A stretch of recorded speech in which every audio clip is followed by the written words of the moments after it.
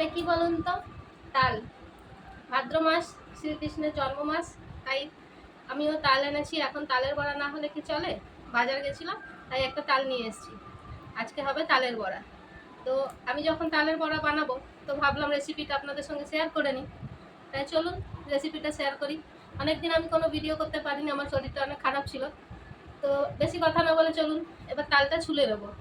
দেখে নিই তালটা কিভাবে ছুলতে হয়। প্রথমে তালের এই উপরের খোসাটাকে ছাড়িয়ে দিতে হবে।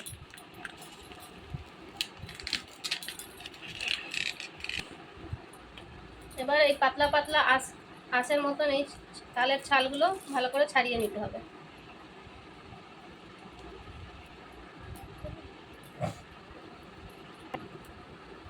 এভাবে তালের আঁশগুলো খুব সুন্দর করে ছাড়িয়ে নিতে হবে।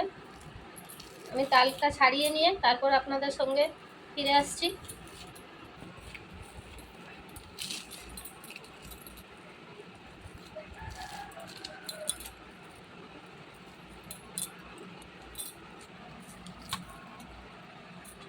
তালটা ভালো করে ছাড়ানো হয়ে গেছে।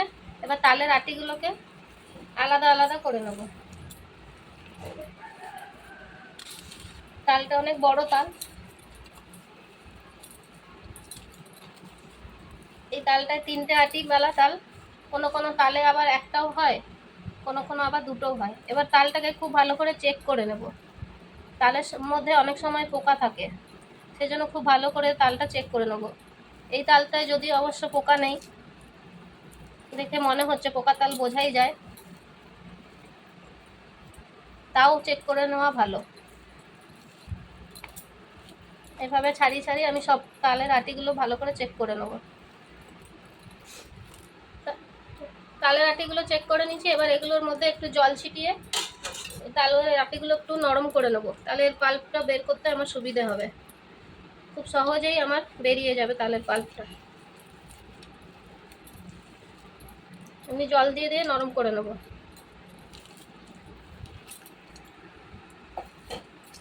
এখন আমি জল দিয়ে তালের আঁশগুলোকে খুব ভালো করে ছড়িয়ে নিয়েছি।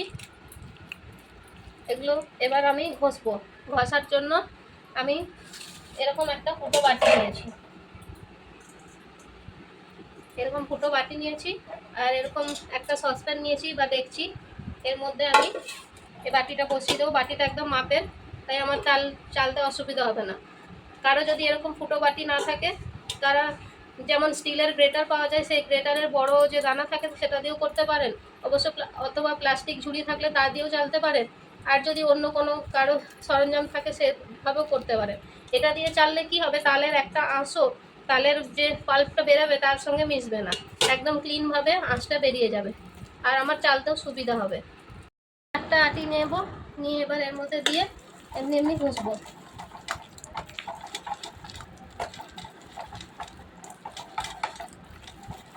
এমনি ঘুরিয়ে ঘুরিয়ে ঘুরিয়ে ঘুরিয়ে ঘষবো, দেখবেন পাল্পটা ঠিক বেরিয়ে যাবে। এই দেখুন বেরোচ্ছে না, কত সুন্দর করছে।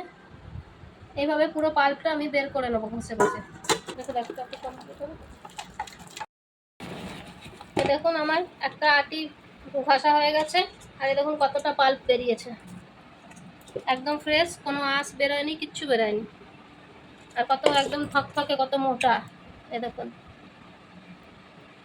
এইভাবে আমি বাকি দুটো আটির আঁশও বের করে নেবো। মানে পাল্প, তালের পাল্প, এই বাকি যে তালের আটি আছে এইভাবে সবগুলো আমি বের করে নেব। তারপর তালের পাল্প বের করার পর ফিরে আসছি আপনাদের সাথে। দেখুন আমার 3টে তালের আটি পাল্প বার করা হয়ে গেছে। 3টে থেকে কতটা পাল্প বেরিয়েছে, আর একদম গাঢ়, কোনো জল নেই, কিচ্ছু নেই। এইভাবে আমি সবগুলো বের করে নিয়েছি। এবার এই তালের পাল্পটা দিয়ে বিভিন্ন ধরনের রেসিপি তৈরি করতে পারেন আপনারা, যেমন তালের লুচি, তালের ক্ষীর, তালের বড়া, তালের কেক, তালের ভাপা পিঠা, সব রকম বানানো যায়।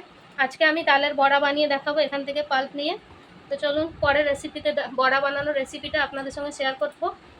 চলে যাব রেসিপিতে। বড়া বানাবার জন্য প্রথমে আমি ময়দা নিয়েছি, ময়দাটা ভালো করে চেলে নিয়েছি। এখানে আমি 1 কাপ ময়দা নিয়েছি, আরও 1 কাপ ময়দা নিয়েছি, টোটাল 2 কাপ ময়দা নিয়েছি। আর এই কাপেরই সমান কাপ মেপে আমি 2 কাপ সুজি নিলাম। যেই সুজি আমরা ঘরে হালুয়া বানাতে খাই সেই সুজি আমি নিয়েছি। এই কাপ দিয়ে মেপে আমি এবার তালের পাল্প নিয়ে নিয়েছি।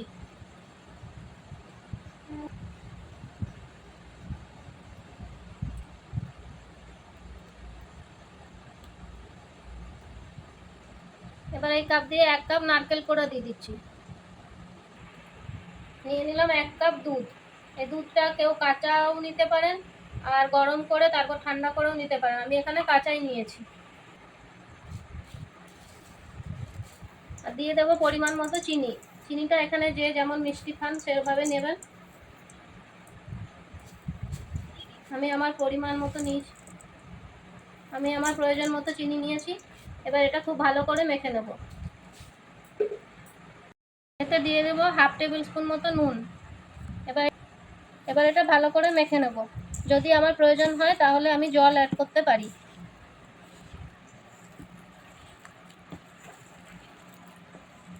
তালের বড়া বানাবার জন্য বেশি পাতলা করা চলবে না।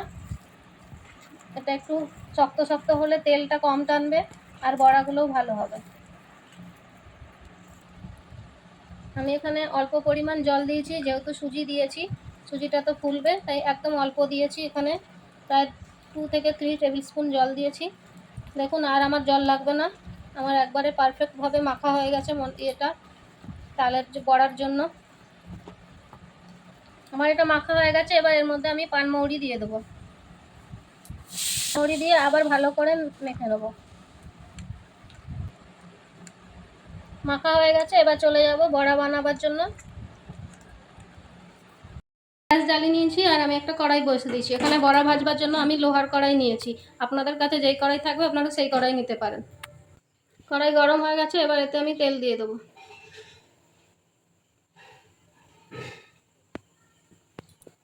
এখানে আমি রিফাইন তেল মানে রাইস ব্র্যান্ডের অয়েল ব্যবহার করেছি।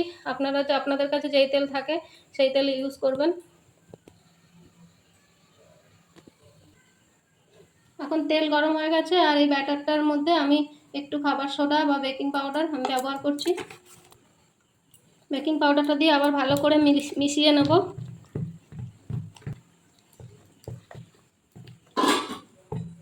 ভালো করে মিশে গেছে, এবার আমি বড়াগুলো ভেজে নেব।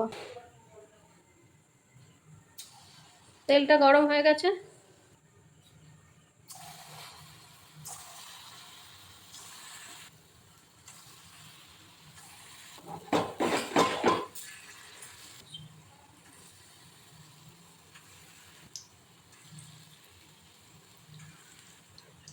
এভাবে ছোট ছোট করে পকোড়ির আকারে আমি বড়াগুলো ভেজে নেব।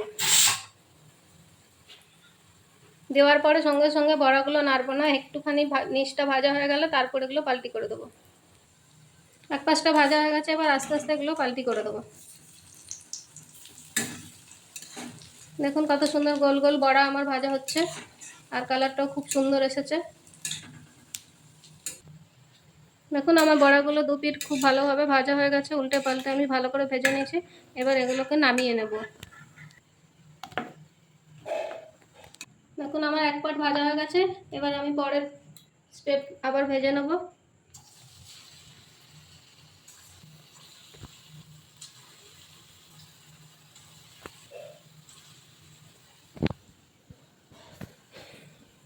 দেখুন এভাবে আমি বড়াগুলো ভেজে নিয়েছি। ভেতরটা দেখুন কত সুন্দর স্পঞ্জি নরম সফট হয়েছে, আর উপরটা কেমন ক্রাঞ্চি হয়েছে, বুঝছেন?